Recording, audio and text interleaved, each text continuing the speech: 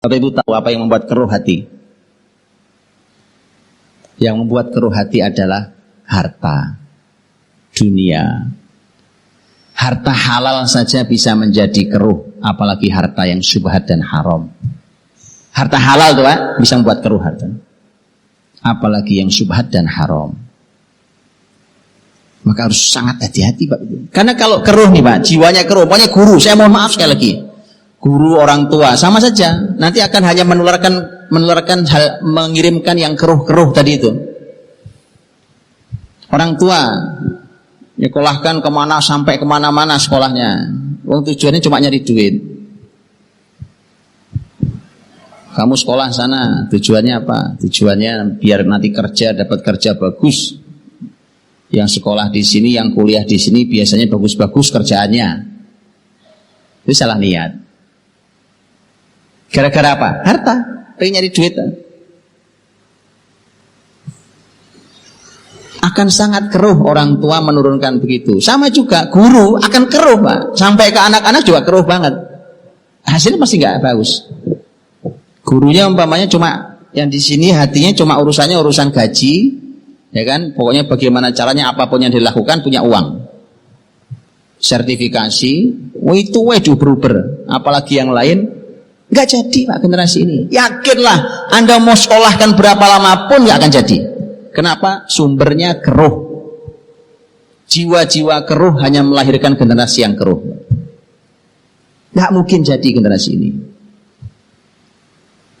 Nggak mungkin jadi. Nah ini resepnya orang tua dulu tadi. Orang tua dulu Masya Allah. Betul Ustaz ya. Dengan dunia apa? Ambisinya kayak gitu kan enggak? Ambisi orang tua dulu dengan dunia. Hari ini ambisi kita terhadap dunia ajaib. Nah, keruh itu teman-teman, Bapak Ibu menjadi sangat berbahaya buat generasi ini. Nah, Nabi bersabda, ini sabda Nabi ini sabdanya ngeri. Ngeri tapi jarang yang ngeri. Tapi mengerikan padahal. Kata Nabi, "Man ta'allama ilman mimma yubtagha bihi wajhullah la yata'allamuhu illa liyusiba 'aradan minad dunya lam yurih raihatal jannah yaumal qiyamah." Ngeri hadis sahih. Ini hadis ngeri tapi jarang yang ngeri. Siapa yang belajar ilmu harusnya ikhlas karena Allah. Tapi ternyata niatnya karena ingin mendapatkan dunia, betul kan? Betul kan? Kerja, uang, posisi, jabatan, ijazah, itu dunia apa akhirat? Dunia semua. Orang yang begitu niatnya lam yurih raihatal jannah yaumal qiyamah. Dia tidak akan pernah mencium aroma surga. Oh, buru-buru masuk surga, Pak. Nyium aroma surga aja enggak. Aroma surga itu bisa dicium dari jarak sangat jauh. Wanginya. Itu saja tidak tercium. Kok bisa ya kita sekarang biasa banget gitu ya? Biasa aja kali Pak, orang juga gitu niat sekolahin anak mah niatnya. Coba baca kembali hadis ini. Ini sangat jelas loh. Ilmu, temanya tema ilmu, nyekolahin anak itu ilmu, mendidik anak itu ilmu, niatnya dunia. Oke, bersihkan dulu itu Pak. Memang harus bersih-bersih dulu. Kalau nggak bersih ya jelek hasilnya. Jelek, keluarnya jelek. Jadi kita bersih-bersih dulu. Oke. Bersihkan lagi yang lain. Yaitu masalah harta. Masalah harta Pak Ibu. Insyaallah harta ini yang ngeri juga. Ada hadis Nabi tentang masalah harta ini. Lahmun nabata min suhtin fannaru aula bih. Daging yang tumbuh dari barang yang haram, neraka lebih layak baginya. Nah terus gimana kalau anak kita suapi barang haram? Ini uang dibawa dari hasil yang haram, dari hasil yang syubhat, dibawa pulang ke rumah, kemudian dipakai jadi bajunya anak-anak, dikonsumsi, tumbuh badannya. Daging yang tumbuh dari barang yang haram. Makanya jadi generasi neraka. Bapak Ibu tahu neraka? Gak ada enak-enaknya Pak. Yang panas, yang gelisah, yang sakit, yang mengeluh, itu neraka. Makanya jadi punya anak itu aja isinya. Hati-hati. Salah satu yang harus dibersihkan adalah urusan harta.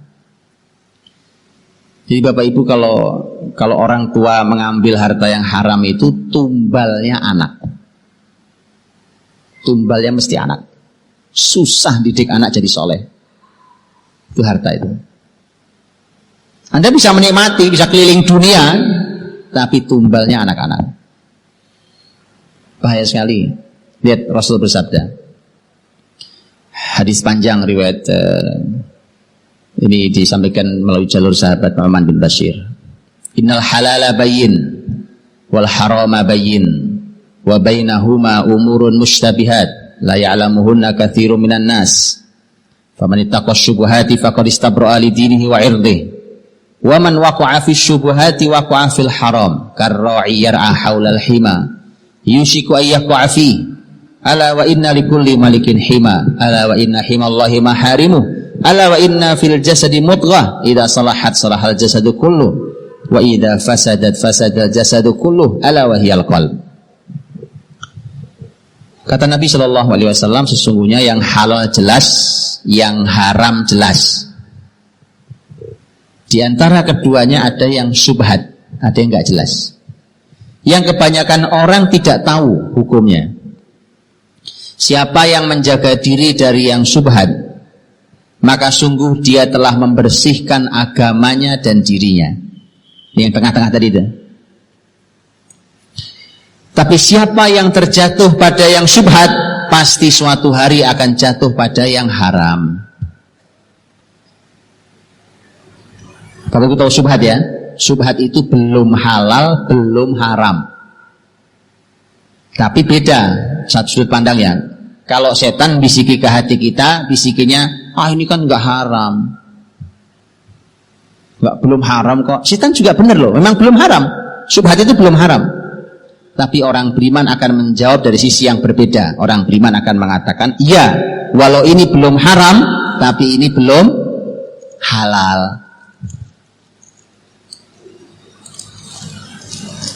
Nah ini kata Nabi, siapa yang terjatuh pada yang syubhat pasti suatu hari ngambil yang haram.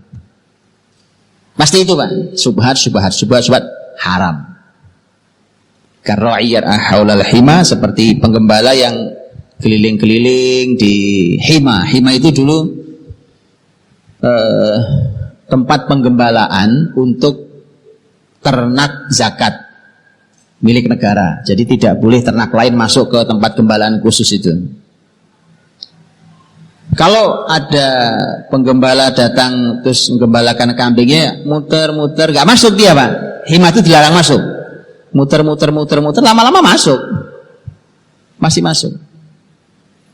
Dan ketahuilah kata Nabi, setiap raja punya hima, dan Allah pun punya hima, dan himanya Allah adalah larangan-larangannya. Dan ketahuilah bahwa di tubuh manusia ini ada segumpal daging yang kalau dia baik-baik seluruh tubuhnya, kalau dia rusak-rusak seluruh tubuhnya, itu adalah kolbu.